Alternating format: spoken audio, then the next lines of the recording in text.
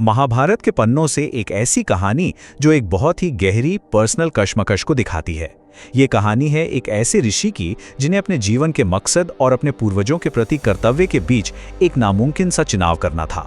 तो कहानी कुछ यूं है कि जरकतकारु नाम के एक ऋषि थे, एकदम अकेले, घूमते फिरते। उन्होंने अपनी पूरी जिंदगी समझिए कठोर तपस्या में ही लगा दी थी। वो एक यायावर थे, मतलब ऐसे मुनि जो हमेशा घूमते रहते हैं और जहां रात हो जाती वहीं रुक जाते। अब अपनी एक यात्रा के दौरान उन्हें एक बड़ी ही अजीब और कह सकते हैं चौंकाने वाली चीज दिखती है। एक बहुत बड़ा गड्ढा जिसके अंदर कुछ ऐसा हो रहा था जिसकी उन्होंने कभी कल्पना भी नहीं की थी।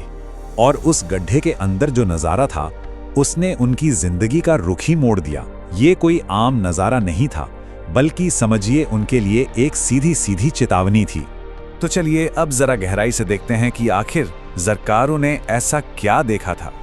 ये सिर्फ एक अजीब नजारा नहीं था, इसमें एक बहुत गहरा प्रतीकात्मक मैसेज छुपा था जो सीधा उन्हीं के लिए था। जरा सोचकर देखिए, एक गड्ढे के ऊपर कुछ लोग अपने पैरों के बल उल्टे लटके हुए हैं और उनका सहारा क्या है? सिर्फ एक घास का तिनका।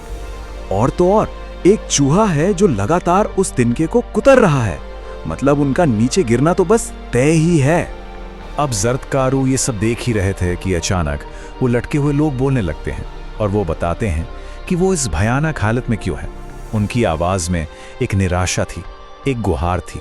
वो लोग बताते हैं, हम ऋषि हैं लेकिन हमारा वंश खत्म हो रहा है, इसलिए हमारा पतन होना तय है। मतलब ये कोई आम लोग नहीं थे, बल्कि जरकतारू के ही पूर्वज थे और उनका उद्धार, उनकी मुक्ति सीधे सीधे इस बात से जुड़ी थी कि उनका वंश आगे बढ़े। देखिए, उस परंपरा के हिसाब से पिंडदान जैसे जो अनुष्ठान होते हैं वो वंशज ही करते हैं, और अगर वंश ही नहीं रहा तो ये सब कौन करेगा, और वो हमेशा के लिए उस गड्ढे में गिर जाएंगे। तो इस पूरे नज़ारे का मतलब क्या था? देखिए, ये जो चूहा है वो है समय, और वो जो घास का तिनका है वो है परिवार का वंश। तो समय लगातार उनके वंश को खत्म कर रहा है, जो उनके उद्धार का इकलौता जरिया है। फिर वो पूर्वज अपनी सबसे बड़ी मुश्किल बताते हैं। वो कहते हैं, हमारा जो इकलौता वंशज है उसका नाम जरकतारू है, लेकिन वो तो सिर्फ तपस्या में ही डूबा रहता है। मतलब उनकी आखिरी उम्मीद उन्हीं को अनजाने में इस भयानक अंत की ओर धकेल रही थी। ये सुनते ही जरकतारू को एहसास होता है कि उनके पुरखों की इस हालत का पूरा बोझ उन्हीं के कंधों पर है। सोचिए, जिस तपस्या को वो अपना सबसे बड़ा धर्म मान रहे थे वही उनके पूर्वजों के दुख का कारण बन गई थी। और यहीं पर आता है कहानी का सबसे इमोशनल मोड़। जरकतारू अपनी पहचान बताते हैं, आप मेरे पूर्वज हैं और मैं ही वो जरकतारू हूं। ये वो पल था जब उन्हें अपनी जिम्मेदारी का पूरा एहसास हुआ। तो यहाँ पर एक सीधा सीधा टकराव था। एक तरफ थी उनकी अपनी आध्यात्मिक राह जिसमें ब्रह्मचर्य और दुनिया से दूरी बनाए रखना था, और दूसरी तरफ थी अपने पूर्वजों के प्रति उनकी जिम्मेदारी जो कहती थी कि विवाह करो और वंश को आगे बढ़ाओ। तो अब सवाल ये था कि जरकारू करेंगे क्या? चलिए देखते हैं कि वो इस नामुमकिन सी लगने वाली दुविधा को सुलझाने के लिए क्या करते हैं। वो अपना व्रत तोड़ते तो हैं, लेकिन अपनी शर्तों पर। हाँ, तो अपने पूर्वजों की खातिर जरकतारू शादी के लिए मान तो जाते हैं, लेकिन वो अपने उसूलों को पूरी तरह से नहीं छोड़ते।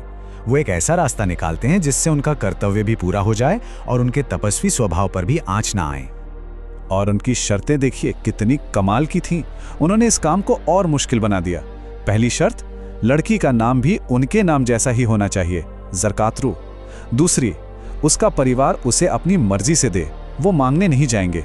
और तीसरी और आखिरी शर्त, उसे भिक्षा की तरह दिया जाए, एक दान के रूप में, क्योंकि वो खुद तो गरीब थे और वो खुद भी सोचते हैं, मैं तो एक गरीब आदमी हूं, कौन अपनी बेटी मुझे देगा, भले ही मैं मांग भी लूं। तो ये दिखाता है कि उन्हें खुद भी इन शर्तों के पूरा होने पर कितना शक का।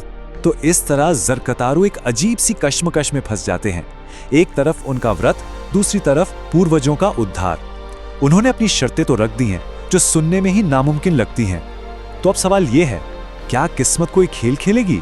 क्या इन असंभव शर्तों के बावजूद जरकतारू को कोई ऐसी दुल्हन मिलेगी जो उनके वंश को बचा सके?